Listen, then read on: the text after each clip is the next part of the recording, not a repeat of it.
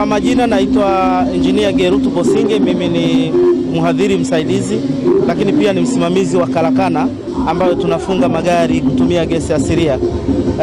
Kwanza niwakaribishe wananchi kwenye banda letu la Taasisi ya Teknolojia Dar es Salaam DIT ili waweze kujionea bunifu mbalimbali ambazo taasisi pamoja na wanafunzi na walimu wetu wakiwa wakifanya.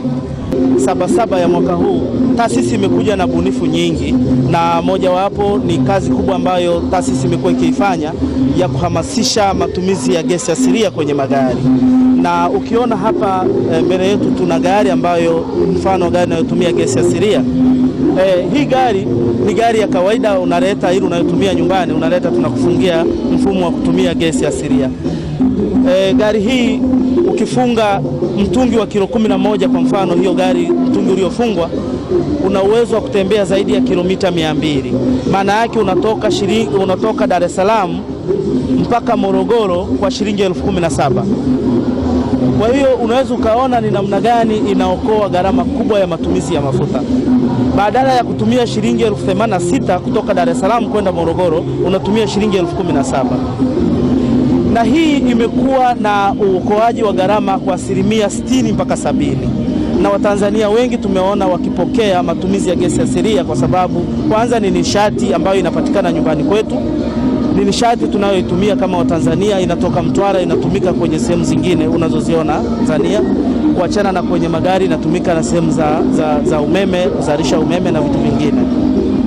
Kwa hiyo mimi niseme tu kwamba itoshe kuambia Watanzania, itoshe kuambia watazamaji wote waliofika Sabasaba wafike, wajionee, wajifunze teknolojia hii inayowezesha gari kutumia gesi asilia, lakini walete magari yao tuwafungie gesi waweze kuokoa gharama ya matumizi. Kama mnavyojua gharama za mafuta zimekuwa zikipanda kila siku, lakini gesi yetu imekuwa na bei himilivu takribani miaka 16 sasa. Bei yake haijawahi kubadilika, ni shilingi 1,500 kwa kilo. Kwa hiyo hatuna sababu ya kuambia Watanzania wasitumie gesi. Inatakiwa watumie gesi, waokoe gharama. Taasisi ya Teknolojia Dar es Salaam kwa kushirikiana na wenzetu wa TPDC tumeanzisha mashirikiano ya kuhakikisha kwamba tunaenda mikoani. Hivi sasa kuna vituo vinajengwa Morogoro, kuna vituo vinajengwa Dodoma, na hizi eneo zote ambazo TPDC wanajenga vituo kwa sababu tuna mashirikiano hayo na DIT ipo.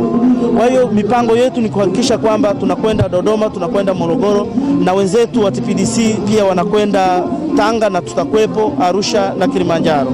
Kwa hiyo kadri ambavyo tunatanuka na DIT tupo. Kwa hiyo tunaendelea kuambia Watanzania hatutoishia Dar es Salaam.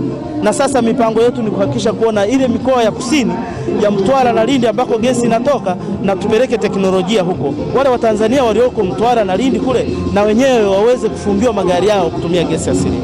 Gharama za ufungaji wa mfumo huu wa kutumia gesi asilia ina range kuanzia milioni 2 mpaka milioni 2.4 kutegemeana na ukubwa wa injini wa gari yako. Kwa mfano gari hii tunaifunga kwa shilingi milioni 2 peke yake.